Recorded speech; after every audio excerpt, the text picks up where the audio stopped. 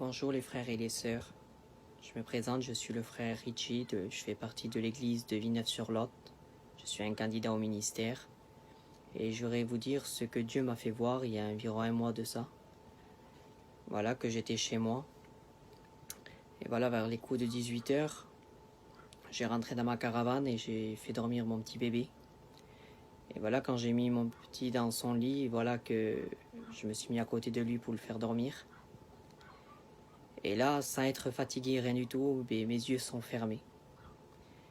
Et d'après ma femme, quand elle est montée dans la caravane, elle m'appelait et elle me disait que je répondais pas. Et là, quand mes yeux sont fermés, aussitôt je les ai rouverts. Je me suis vu apparaître d'un grand chemin blanc. Et de chaque côté, il y avait des fleurs de toutes les couleurs. Et ce chemin blanc, il montait très haut.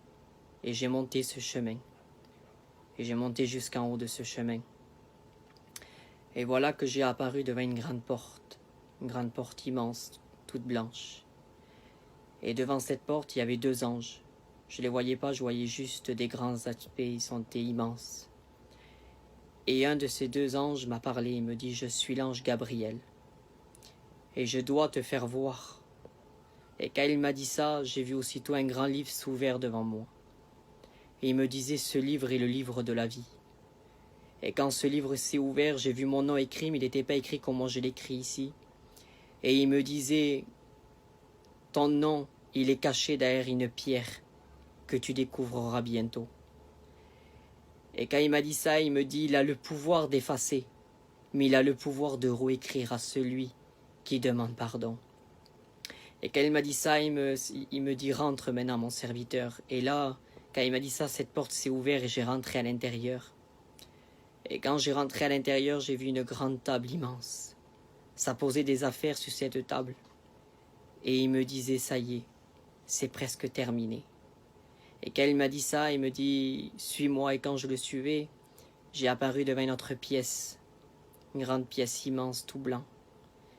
Et là, j'ai vu mon oncle qui nous a quittés il y a un mois. Et là, j'ai vu mon oncle, il était allongé, il dormait. Sur sa tête, il avait une couronne. Et il me disait, ça y est, et il a eu la victoire. Et il a obtenu la couronne de vie. Dans peu de temps, ils ressusciteront. Et quand il m'a dit ça, il me dit, maintenant, suis-moi. Et quand j'ai suivi, j'ai été dans notre lieu.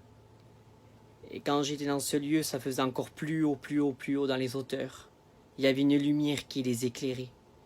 Ils sentaient 3 personnes retournées de dos. Et je voyais que celui-là du milieu, il était debout. Et il me disait, ça y est, il s'est levé de son trône. Et quand il m'a dit ça, j'ai vu qu'en face de lui, il y avait une rangée de chaque côté. Ils sont face à face, ils avaient tous la trompette à la bouche. Et il me disait, avertis, soyez prêts, avertis qui soyons prêts, car il vient. Et voilà, quand il m'a dit ça, je me suis réveillé. C'est pour vous avertir, frères et sœurs, de ce que Dieu m'a fait voir. On vit les derniers moments, on vit les dernières secondes. Alors c'est le temps de se préparer, c'est le temps d'être prêt. Aujourd'hui, il m'a pas dit le temps de se préparer, mais il m'a dit qu'il faut qu'on soit prêt. Alors aujourd'hui, toi qui écoutes ces mots, eh bien si tu es découragé ou attristé, mais prends les forces que Dieu veut nous donner ce matin. Eh bien on veut être, Seigneur, eh bien être prêt. Prêt parce que le retour de Dieu est pour bientôt.